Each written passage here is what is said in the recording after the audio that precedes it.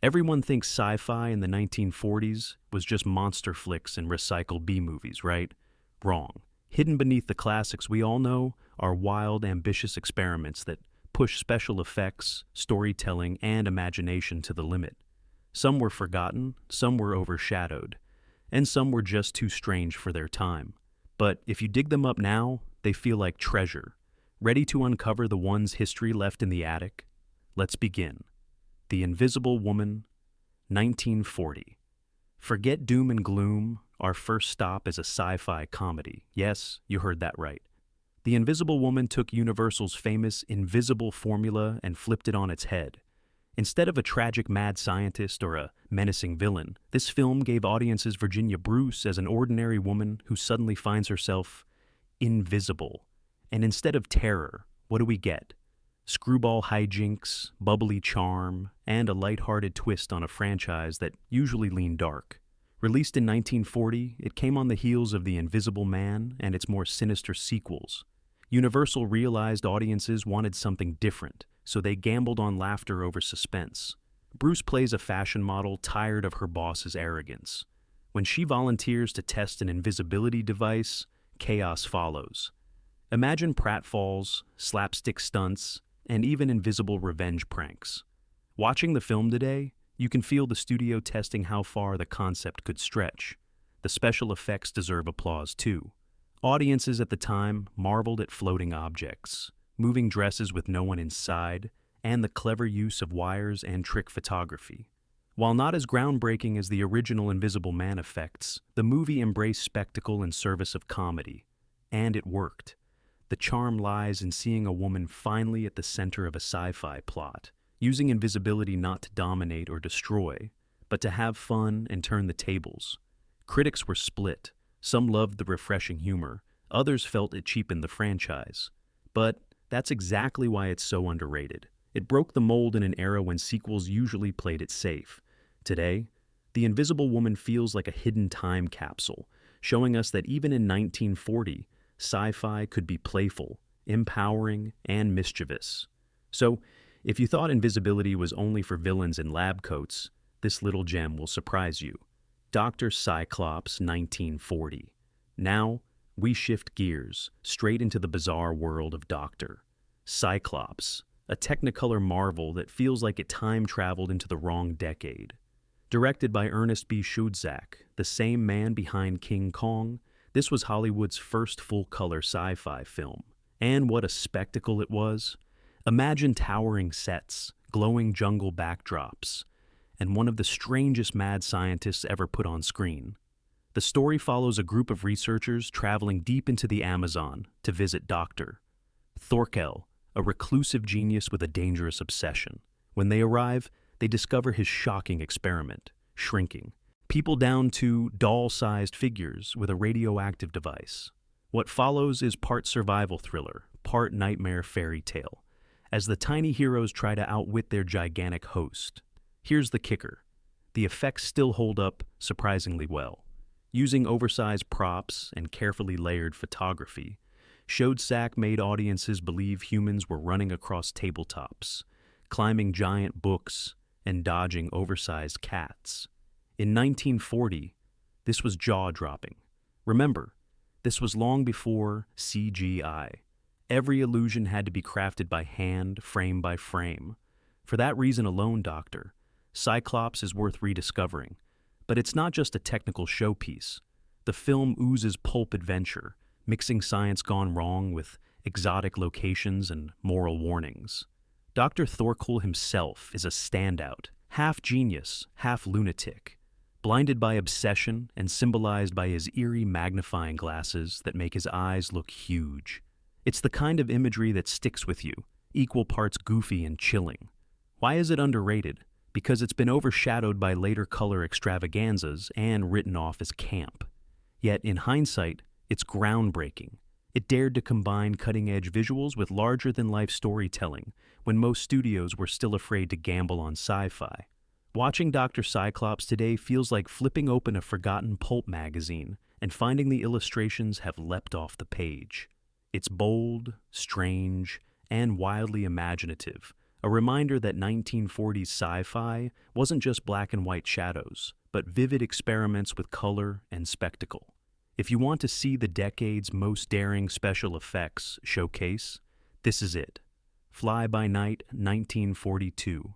Every era has its lost movie, and for the 1940s, Fly By Night is one of them. Directed by Robert Siodmak, yes, the same man who later became a legend in film noir. This little-known sci-fi thriller is part chase film, part mystery, and part mad science experiment. It's the sort of movie you stumble across in an archive and immediately wonder, why isn't anyone talking about this?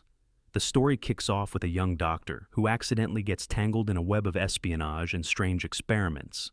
When he becomes the prime suspect in a suspicious death, he goes on the run, hunted across the city.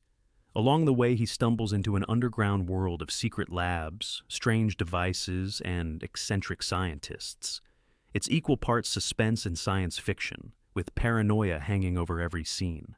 What makes Fly By Night so compelling is Siodmak's directing style.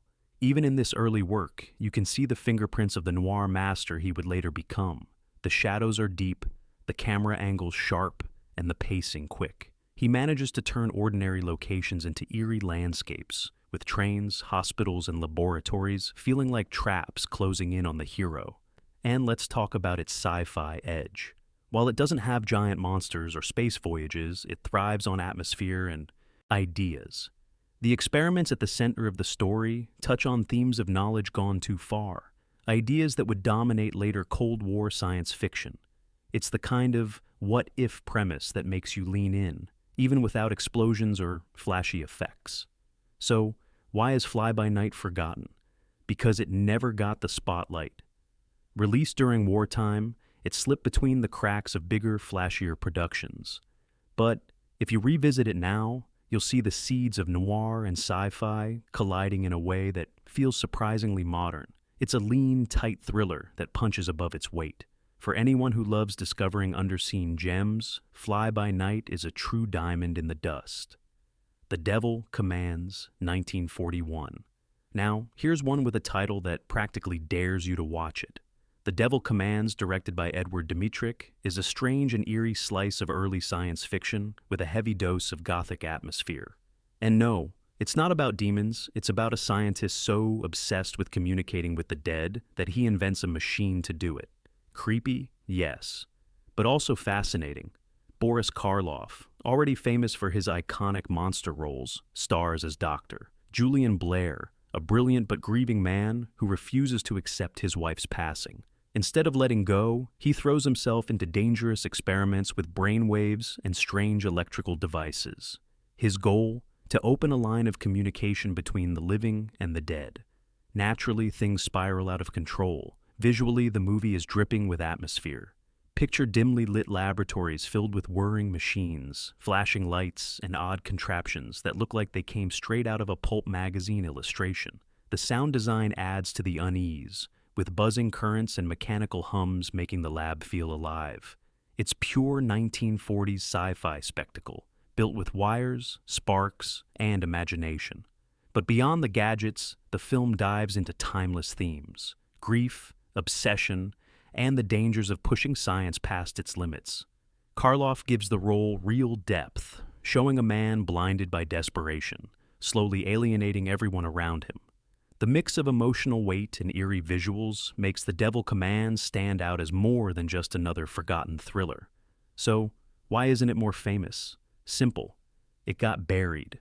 Released by Columbia in 1941, it didn't have the studio push that Universal's monster films enjoyed.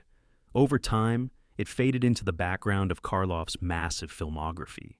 Yet, for fans willing to dig deeper, it's a chilling, underrated gem that shows how early sci-fi could blend human drama with experimental imagination. Revisiting it today feels like unlocking a secret chapter of the genre, where science, grief, and gothic mood all collide. If you're curious about the roots of science fiction horror, The Devil Commands is a film you can't afford to overlook. The Mechanical Monsters, 1941. If you think the 1940s were all lab coats and serious, scientists think again. The Mechanical Monsters was pure pulp fun, And it didn't even come from a Hollywood studio. It came from the world of animation.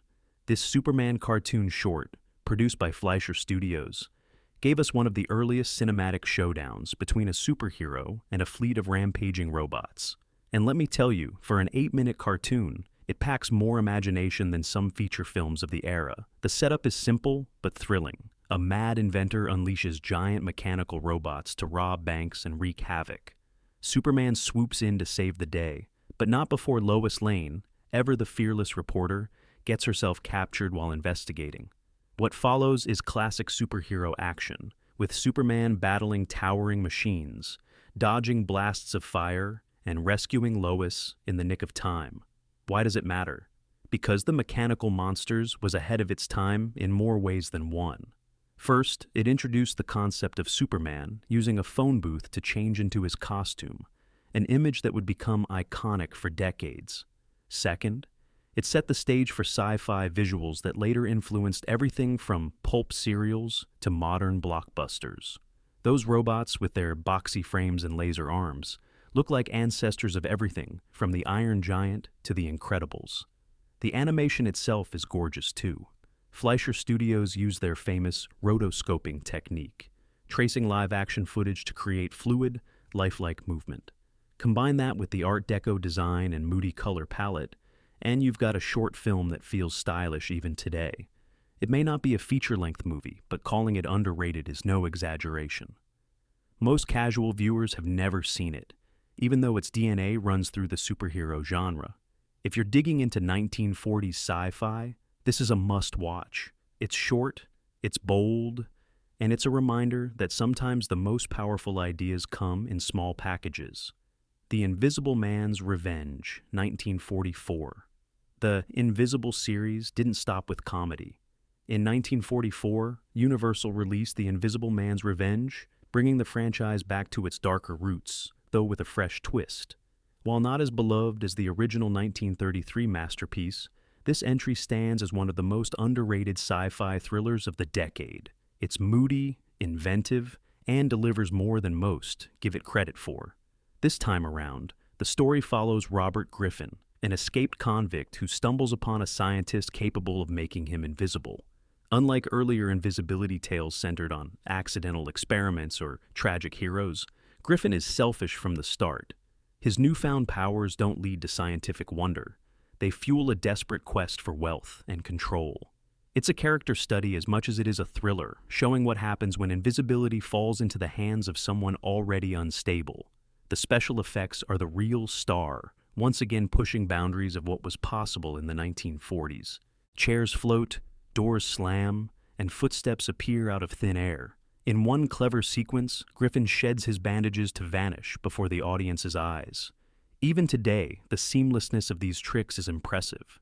Universal's effects team knew exactly how to wow crowds with a mix of practical ingenuity and camera wizardry. What makes the film underrated, though, is how it straddles tones. It's not a straight-up horror story, nor is it pure science fiction. Instead, it blends suspense with a touch of pulp adventure. You get dramatic confrontations, eerie laboratories, and classic moments of invisibility mischief. It's a grab bag of genre flavors that somehow still feels cohesive. Critics at the time dismissed it as a weaker sequel, and it's true the script isn't as sharp as the original, but in hindsight, it deserves more respect. It took a tired formula and injected just enough energy to keep the series alive for another round. Watching it now is like rediscovering an old comic book story, fun, stylish, and packed with clever effects. So, if you've ever wondered how invisibility could be twisted into new directions in mid-century Hollywood, The Invisible Man's Revenge proves there was still plenty of fuel left in the tank. The Brute Man, 1946. Some movies are remembered for their stars, others for their stories. The Brute Man is remembered for both, and unfairly forgotten, because of its strange place in Hollywood history. Released in 1946, this dark sci-fi horror hybrid starred Rondo Hatton, whose unique appearance caused by acromegaly made him a natural fit for menacing roles. But instead of being just another monster flick, the film digs into themes of alienation, science, and society's cruelty. Hatton plays the Creeper, a disfigured man whose life is twisted by pain and rejection. After a tragic accident leaves him scarred even further, he's manipulated into helping with shady experiments and criminal schemes. What sets this apart from standard horror is how it flirts with sci-fi ideas of body transformation and tampering with human limits. The story doesn't shy away from showing how science can be abused, not for progress, but for selfish ends. Visually, the Brute Man is striking. The shadows are heavy, the set's claustrophobic, and Hatton's looming presence makes every frame feel unsettling. There's no heavy makeup or effects. His natural look became the special effect. It's both exploitative and oddly sympathetic, giving the film a raw edge other polished studio productions lacked. So, why underrated? Because Universal, embarrassed by the circumstances of its release, essentially buried it. Hatton passed away before the film came out, and the studio quietly sold the rights to another distributor. Without the marketing muscle of Universal's monster machine, it slipped into obscurity, yet today, it's fascinating as both a time capsule and a cautionary tale about how Hollywood used, and often, discarded, those who didn't fit its mold. If you want a film that straddles sci-fi and horror with a haunting human story at its core, The Brute Man deserves a revisit. It's bleak, it's flawed, but it's unforgettable. The Ghost of Frankenstein, 1942. By the early 1940s, Universal's Frankenstein series was running on fumes, or so people thought. The Ghost of Frankenstein proved there was still gas in the tank, even if critics at the time shrugged it off. Today, it's one of the more underrated sci-fi monster films of the decade, and it's worth dusting off for both its ideas and its spectacle. The plot is classic pulp madness. The villagers, sick of the Frankenstein curse, blow up the castle ruins, only to free the monster buried beneath. Lon Chaney Jr. steps into the monster's boots, bringing a heavier, more tragic spin to the role. Meanwhile, Bela Lugosi returns as Igor, the scheming hunchback with a twisted plan to put his own brain into the monster's body. Yes, it's as wild as it sounds, and it pushes the story into new territory. This brain-swapping idea is where the sci-fi really kicks in. Suddenly, the film isn't just about lightning and life. It's about identity, consciousness, and what happens when science tampers with the soul. For a B-level sequel, that's pretty ambitious. Add in a courtroom sequence where the monster is briefly put on trial, and you've got a story that swings harder than it gets credit for. Visually, The Ghost of Frankenstein keeps the Gothic flair alive. Crumbling castles, torch-bearing mobs, and stormy laboratories all return, with moody black and white cinematography giving everything a shadowy weight. And while Chaney didn't match Karloff's layered performance, he made the role his own, embodying brute force and tragic confusion. So, why underrated? Because it got overshadowed by its predecessors. Critics dismissed it as just another sequel, and it's rarely ranked high on Frankenstein lists. But looking back, it's a surprisingly daring entry, willing to play with new ideas even as it stuck to familiar imagery. If you want to see how Universal tried to evolve its most famous monster in the 1940s, The Ghost of Frankenstein is an overlooked piece of that puzzle. House of Dracula, 1945. Universal loved a good crossover, and House of Dracula was one of the boldest attempts. Today it's often overshadowed by the more famous House of Frankenstein, but this 1945 entry is underrated for how it blended classic horror with early science fiction in ways that were surprisingly forward-thinking. The setup is almost like a monster fan convention. Dracula, the Wolfman, and Frankenstein's monster all converge on the home of Dr. Edelman, a scientist experimenting with cures for supernatural afflictions. Sounds like pure chaos, right? Yet what makes it fascinating is the angle. Instead of hunting monsters, the scientist tries to treat them using transfusions, serums, and surgery. It's a medical twist on monsters that reframes the story as science fiction rather than pure horror. This shift gives the film a unique identity. Suddenly, Dracula isn't just a creature of the night, he's a patient. The Wolfman isn't simply cursed, he's someone with a condition. It's not subtle, but it's clever, turning Gothic figures into subjects for scientific debate. That makes House of Dracula one of the earliest genre films to flirt with the idea of monsters as medical metaphors. Of course, things don't go smoothly.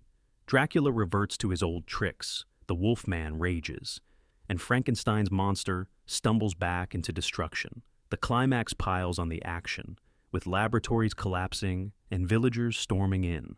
Yet even amid the chaos, the core idea sticks. Science trying and failing to control what it doesn't fully understand. Why underrated? Because it was dismissed as a late-stage cash grab. By 1945, audiences were growing weary of Universal's monster mashups. But watching it now, you can see seeds of the modern cure the monster trope that would later inspire everything from sympathetic vampire stories to X-Men-style metaphors about mutation. It may not be perfect, but House of Dracula is smarter than it looks. For fans of early sci-fi mixed with Gothic tradition, it's a fascinating bridge between two worlds. House of Frankenstein, 1944. Before Marvel's Cinematic Universe, Universal was already running monster crossovers. House of Frankenstein is the blueprint, and while it gets less attention today, it's an underrated milestone in genre mashups. Released in 1944, the film throws everything into the cauldron: Dracula, the Wolfman, Frankenstein's monster, and even a mad scientist. If you thought shared universes were a modern invention, this film was doing it 80 years ago. The story begins with Dr. Niemann, played by Boris Karloff, escaping from prison and setting his sights on reviving the classic monsters. Along the way, he uncovers Dracula's coffin, reawakens Frankenstein's monster, and manipulates the Wolfman.